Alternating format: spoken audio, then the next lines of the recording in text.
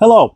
Every 3 months or so, I embark upon the rather frivolous task of showing you all the changes that have happened around the yard. So, get off your arse and start doing the job.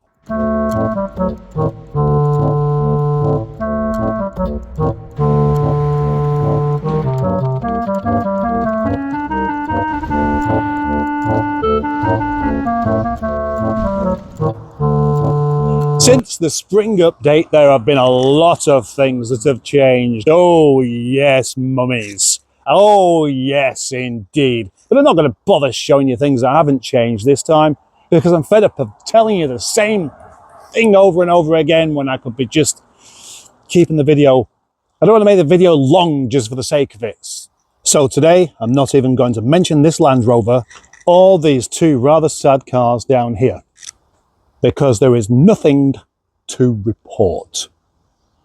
Let's go with something that has changed. The biggest and possibly the most unforgivable change is the sale of Dr. Meldrew, my beloved Volvo V70 D5, a car that I promised myself I would always keep.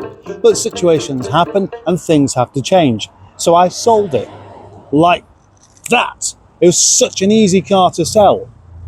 Should have some more of those. I've had a lot of flack for selling it, as you may well imagine, and even though I missed that car, I made the right choice and I absolutely do not regret it. It's gone off to the top of Scotland, where it shall receive a very, very happy life amongst the salt and grit, but it will be very, very carefully looked after by an extremely grateful new owner called Sean.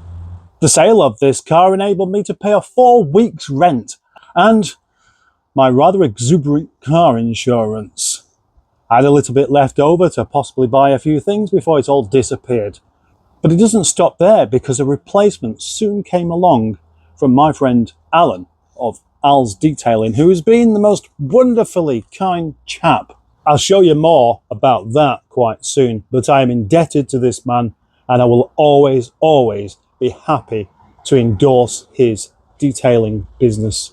That particular Mercedes had a new intercooler fit by me. That was a rather grotty job.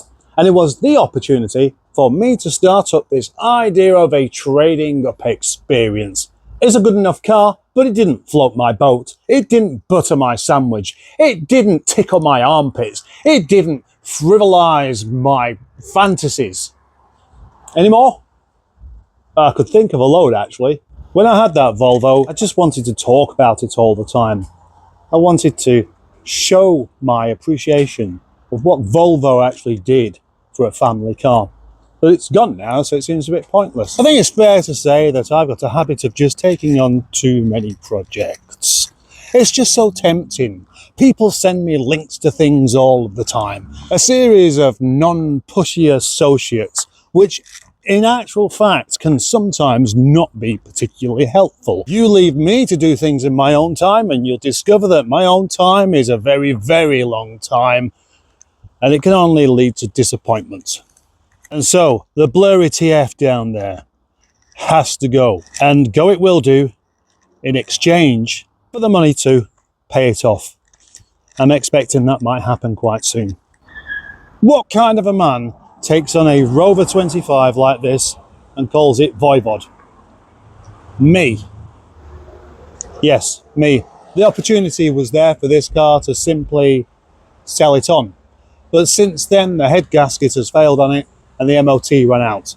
And I've not had the opportunity to do the head gasket, even though I promise over and over and over again that that's exactly what I will do. But notice, lots of other things I promised I will do, I have done. Just not that one. And I think the fuel pump's failed on it as well now. Let's move on to something much more positive. The mending of the sill and the recommission of this rather lovely little car called Mabel. And it's an absolute joyful thing.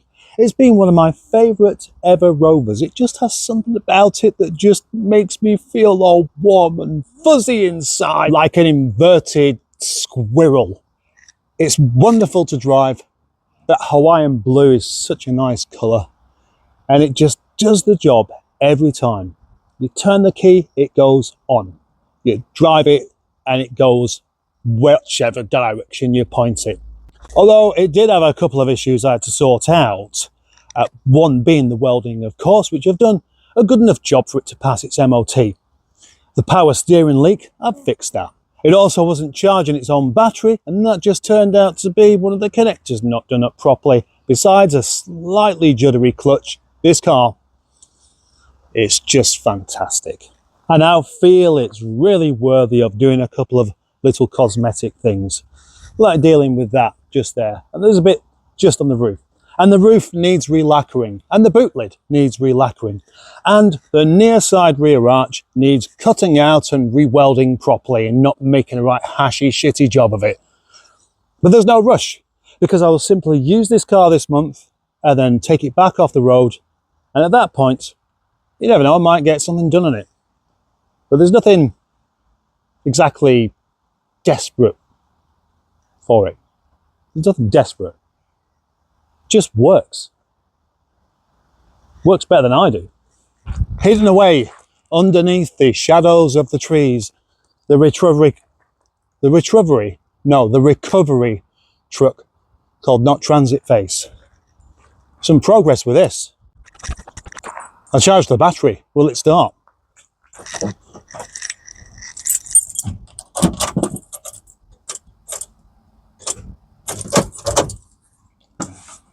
No, it needs charging again.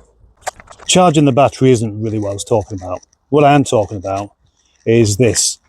Delving into the extent of the corrosion throughout this vehicle. And it is bad. And it is worse than I thought. And it is something that I've got no idea whether it could ever really go back on the road, because there's so much to do with it. So it's also something that I'll just tackle in my own time. It could literally take weeks worth of cutting bits of metal out and shaping new bits of metal, only to find that in the meantime a new bit of metal now needs sorting out because the bit that was next to it has now gone knackered. But if I was in the habit of just scrapping things, it wouldn't be here in the first place. It would have gone 7 or 8 months back when I had that first opportunity to say, no, I don't want it here. Where are my reading glasses? Not these. These are some cheap ones that don't really work. Where is Nigel? Nigel! Yes, my multicoloured dreamboat of a motor that everybody should embrace as the best car ever, even though it's not that good. It is in Blackpool. It's on holiday. It's staying with Al's detailing for no other reason really than I couldn't get a lift to go and collect it after I picked up the Mercedes from him. And it's having a nice little time tucked away in his wonderfully clean lockup. I believe he's washed it. I believe he may have even polished it. Not that that car needs a great deal of love lavished all over the paint anyway. I'm sure he can find a couple of things to correct. I put it on Son. And hopefully, at the beginning of the next month, in fact, more than hopefully, I'm going to have to do because I can't leave it in his way any longer, I shall go up to Blackpool Land and drive it back and enjoy the month of August, dazzling the neighbourhood and the surrounding town with this strange little car. I'm looking forward to it. I've missed it. I've missed it a lot, actually. Let's have a video where I don't put stuff like that in there. Since the last update video, lots of really good things have happened. I've been very fortunate. I've been very lucky amongst my misfortune with various other things. I've secured a loose but very generous sponsorship from Alan. That's the third time I've mentioned him today, and I'm not embarrassed to keep on talking about him. And with that, I have myself a gas bottle for my welding attempts. And that's why I've made this trolley, so I can tug it all around everywhere. I made a video about that. I made a video about converting an old barbecue into a welding trolley. It's not been very popular, but that was a couple of months back, so I'm not really going to complain. But I wasn't complaining anyway, I'm just pointing it out. I also provided me with this rather wonderful new generator. Brand new, that is. Came in a box. I had to put it together. No, I didn't. There wasn't really a great deal to put together. It's just putting the wheels on and the arms and stuff like that, then putting some oil in it and petrol and It's not like it came in flat pack and I had to build every single bit together. Now that would be not stupid, but more difficult. Gifts from elsewhere has been this electric powered spray gun, which I've started doing a video review for, but I haven't finished yet. And along with my panel beating kit that I bought, I have turned an MGTF boot lid into a project. I covered it in dents. I cut pieces out of it so I could weld it back up. And then I tried the spray gun out, which pushed out way too much lacquer and it's run down everywhere. So before I post a video about this particular spray gun, I'm gonna fettle with its settings and see whether it can be more usable for what I do. Because I'm used to using spray cans, which you only really put out a little bit of paint and loads of solvent to evaporate before it even gets to the metal. This is kind of the opposite. You see this car? It's called Rover. And this car arrived soon after the last update.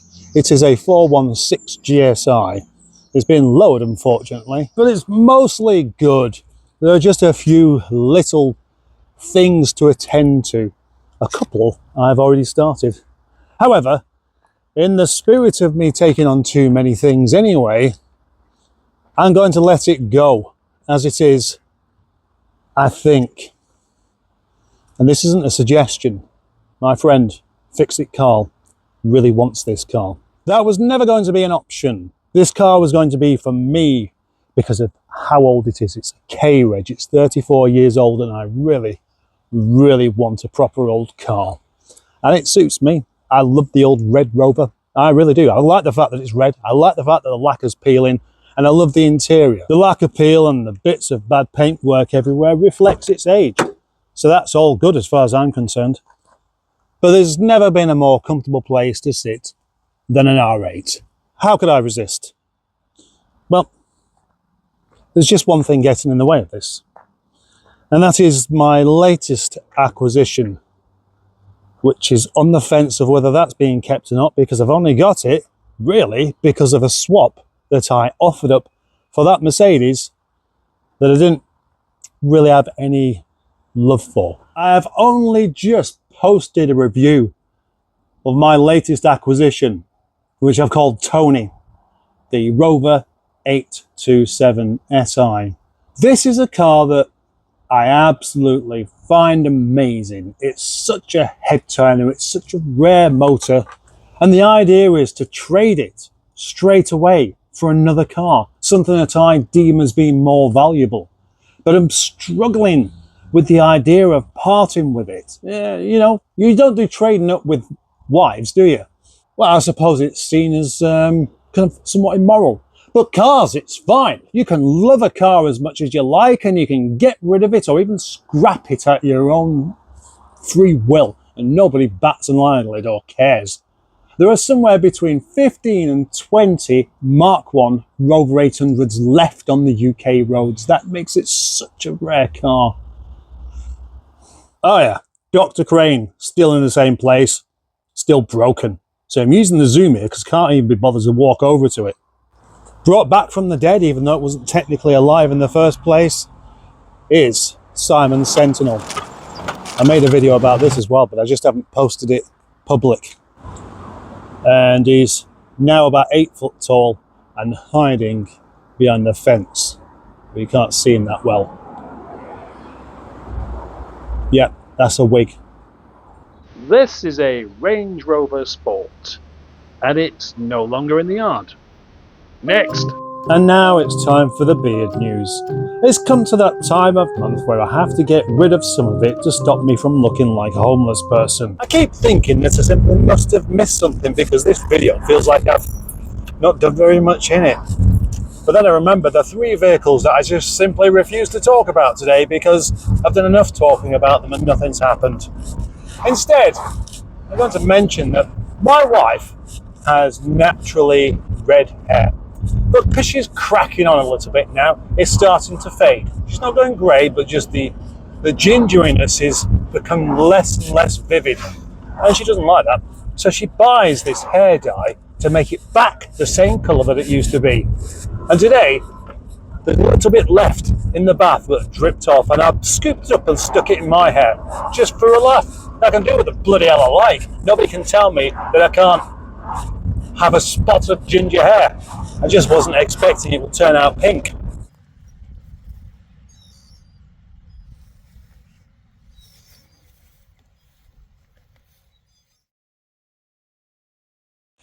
I did a really big job and tidying the lockup up, and now it's a mess again. Great channel news. Finally, I've pushed past the 10,000 subscriber mark. That took a long time, didn't it? Hopefully the next 10,000 won't take anywhere near as long. What have I got to do to start making more people come this way besides clickbaiting?